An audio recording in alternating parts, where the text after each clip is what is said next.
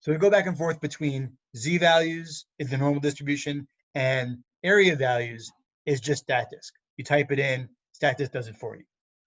Now, to go back and forth between data values and z-values, use two basic formulas, depending upon which way you're going. If you've got a data value and you want to get a z-value, z is always equal to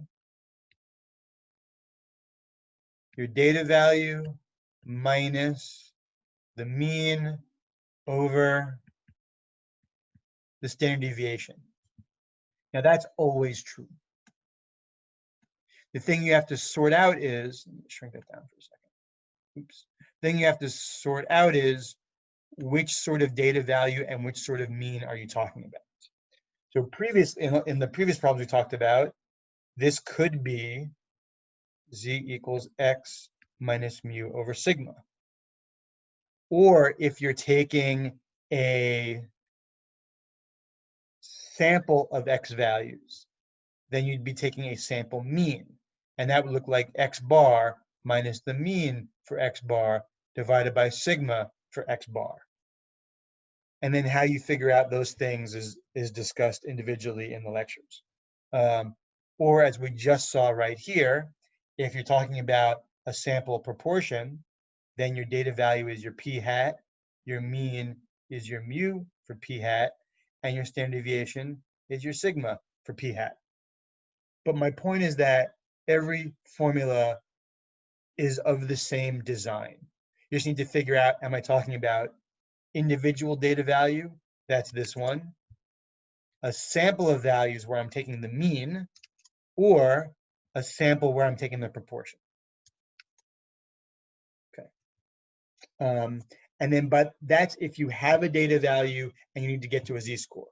What about the other way? You just sort of you can just start with this formula and solve it out, or solve it out right now, and you'll see that data value equals mean plus z times the standard deviation. And again, what's your data value, what's your standard deviation is going to, and what's your mean is going to depend on which scenario are you in. If it's a single data value, then it's just x. And then it's mu plus z times sigma. What if you've taken a sample and you're taking a sample mean?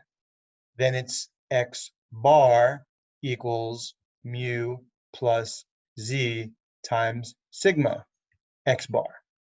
What if it's a sample proportion? Then you're being asked to find p hat. And then that, oh, sorry, that should have been the x bar, sorry. And then that is mu p hat plus z times sigma p hat. So this is in the notes, in the lecture notes and the lecture videos, but this is the sort of the summary and the whole story. And then as a side note, what's the formula for sigma p hat? We just used it in the previous problem. And then what's the formula for sigma x bar? That's in the lecture videos, it's in the notes. And it might also be given in the question as well, depending upon the question. These are all the things that you have to be prepared for and that you should know how to do.